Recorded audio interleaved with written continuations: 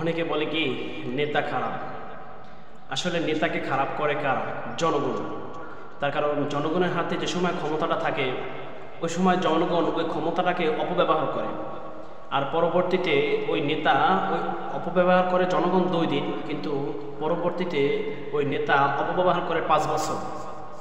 তার কারণ হচ্ছে আপনারা একটু কথাটা মনোযোগ সহকারে শোনেন।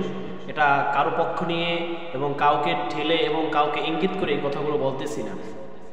আমাদের বাংলাদেশের সমাজ এবং বাংলাদেশের রীতিনীতি অনুযায়ী এবং বাংলাদেশে যেগুলো প্রচলিত বেশি সেই কথাগুলো, বিশেষ করে গ্রাম অঞ্চল বলেন, গ্রাম অঞ্চল মানে শহর অঞ্চলে এইভাবে হয়ে থাকে। আমাদের মানে দেশের যে পরিস্থিতি এগুলো বলতেছি।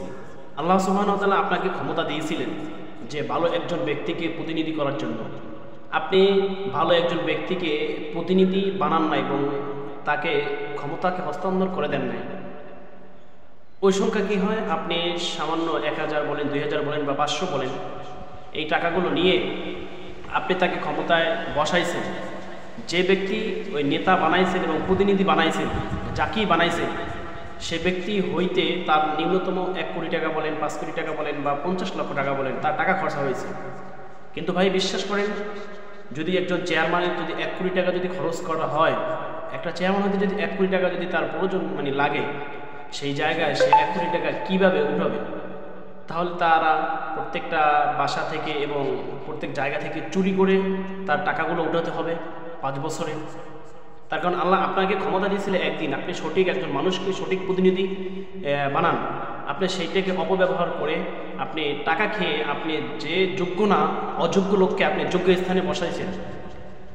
এই জন্য আমরা বলে থাকি যে নেতাকে খারাপ করে জনগণ, আর জনগণের পরিস্থিতি খারাপ করে নেতা। এই জন্য বলবো, আপনি যাকেই আপনার প্রতিনিধি এবং নেতা বানান, আপনি যোগ্য ব্যক্তিকে বানান, টাকা খেয়ে না। আপনি নিঃস্বার্থভাবে আপনি তাকে বানান, দেখবেন এই দেশ এবং সমাজ অবশ্যই সুন্দর একটা পরিবেশ এবং সুন্দরভাবে চলাফেরা করবে ইনশাআল্লাহ। এই জন্য নেতা যাকে বানাবেন আগে থেকে চিন্তা ভাবনা করবেন যে এই নেতা আমি যদি একে বানাই তাহলে দেশে কোনো অরাজকতা হবে না, দেশে কোনো চাঁদাবাজি হবে না, দেশে কোনো লুটপাট হবে না। তাকেই আমি প্রতিনিধিত্ব করব এবং তাকেই আমি নেতা বানাবো। যদি এমনই হয় টাকা খেয়ে অযোগ্য লোককে বানান যে চাঁদাবাজি করে লুটপাট করে দেখার দৃষ্টিকোণ থেকে, তাকে যদি আপনি প্রতিনিধিত্ব বানান এবং নেতা বানান, তাহলে ভবিষ্যতেও আপনার ওই 5টা বছর আপনার ভুগতে হবে।